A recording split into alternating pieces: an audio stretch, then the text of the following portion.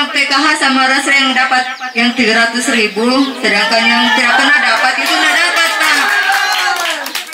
Itu kepala dinas sosial yang periode lalu itu saya anggap kepala dinas mati-mati ayam, apa dia bikin.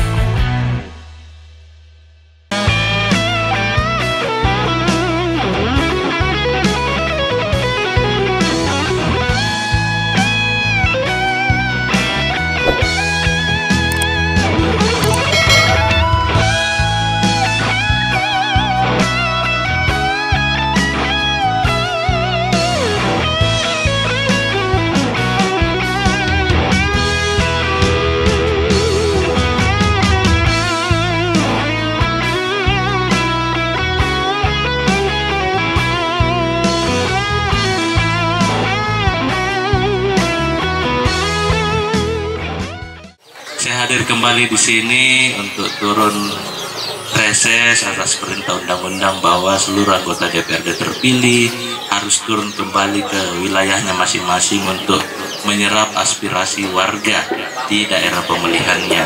Walaupun kita ketahui bersama bahwa banyak tugas-tugas kita yang khususnya di bidang fisik kemarin tertunda selama 2 tahun karena anggarannya itu dialihkan atau direfocusing terkait penanganan COVID-19. Jadi banyak bapak-bapak ibu-ibu yang mungkin bertanya-tanya dalam hatinya, kenapa ini drainase belum diperbaiki, kenapa ini jalan belum diperbaiki dan sebagainya.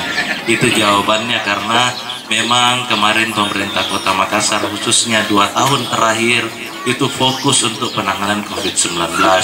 Tetapi alhamdulillah kita melihat bahwa kondisi saat ini COVID-19 sudah mulai melandai dan menurun, tetapi kita tetap harus menjaga prokes untuk bagaimana mempertahankan kondisi ini supaya kita sudah bisa berkehidupan seperti biasanya.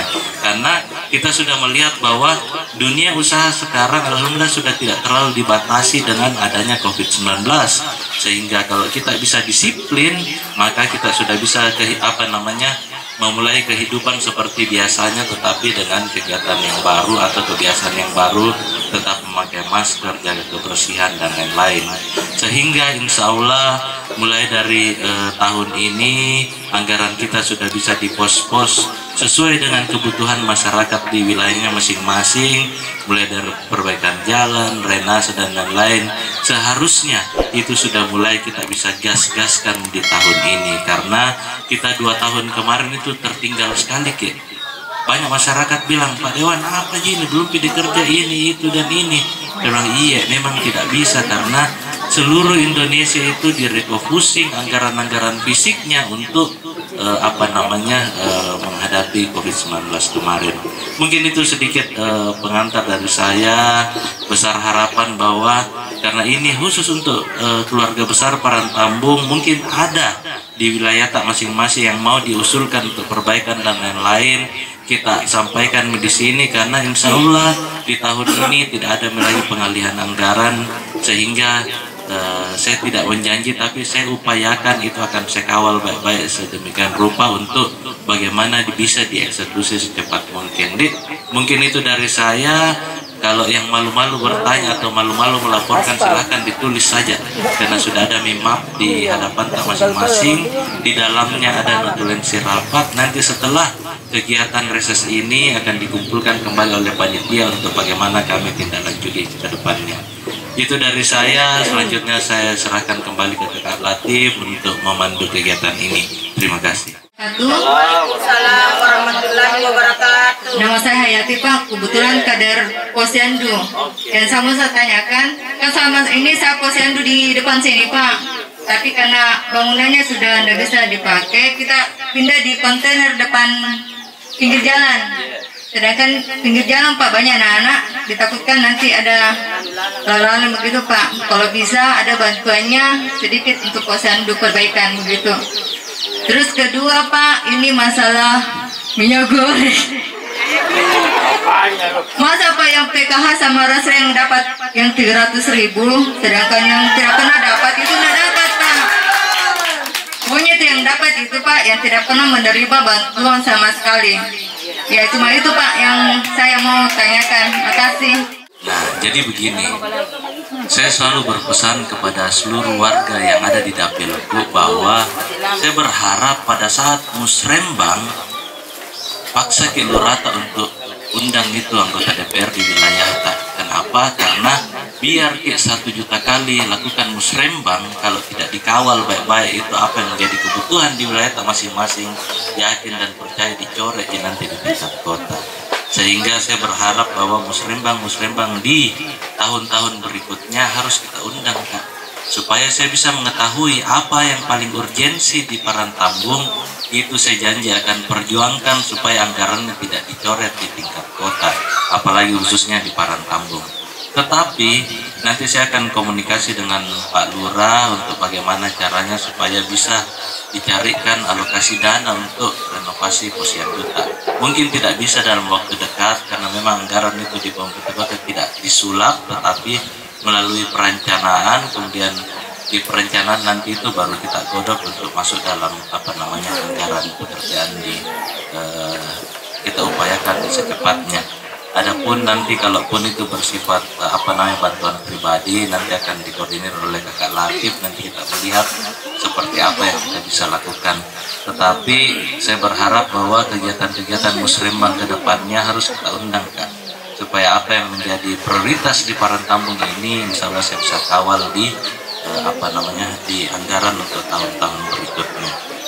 Terkait untuk bantuan tunai untuk minyak goreng itu, nah ini memang sudah menjadi permasalahan di seluruh kota Makassar bahwa data penerima bantuan itu data 20-30 tahun lalu.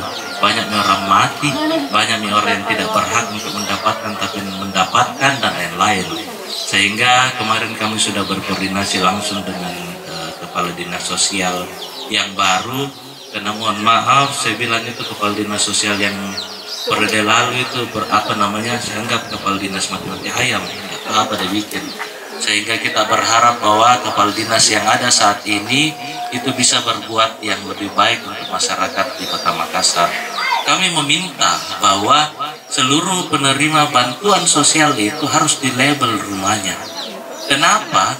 Karena pada saat kita label rumahnya dan di situ ada orang yang mampu, otomatis dia akan pergi ke kelurahan, dia lapor dirinya, Pak Lurah, jangan kasih ke saya bantuan sosial karena saya tidak berhaknya untuk menerima.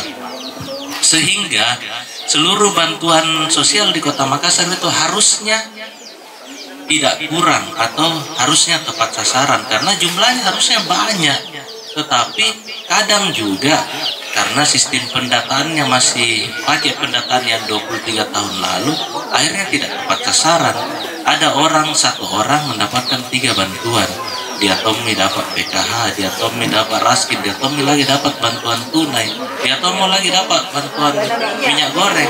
Tetapi kalau Ibu Kepala Dinas ini bisa menduplikat apa yang sudah bagus di kabupaten atau kota lain, itu seharusnya bisa tepat sasaran. Bayangkan kalau ada orang penerima bantuan beras di label di muka rumahnya, rumah ini adalah penerima bantuan beras.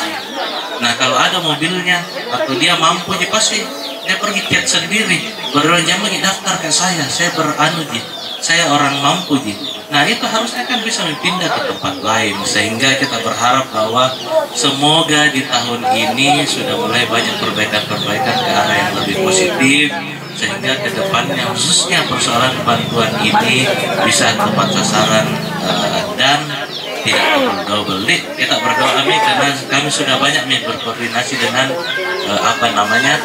dinas sosial. Kami berharap bahwa dalam waktu dekat ini kan ada kontestasi pileg dan pilkada.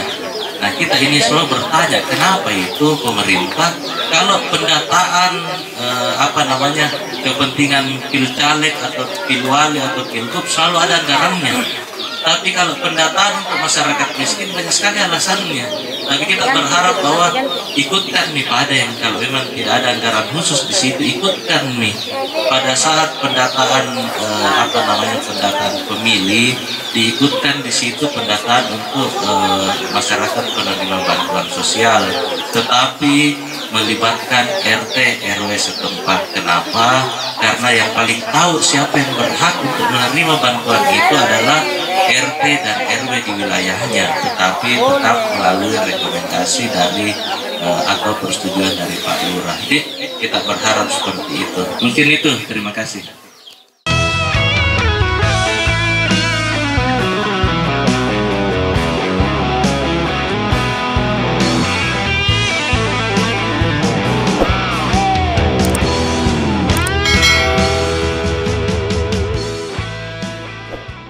Jangan lupa di like, subscribe, dan di share. Semoga bermanfaat.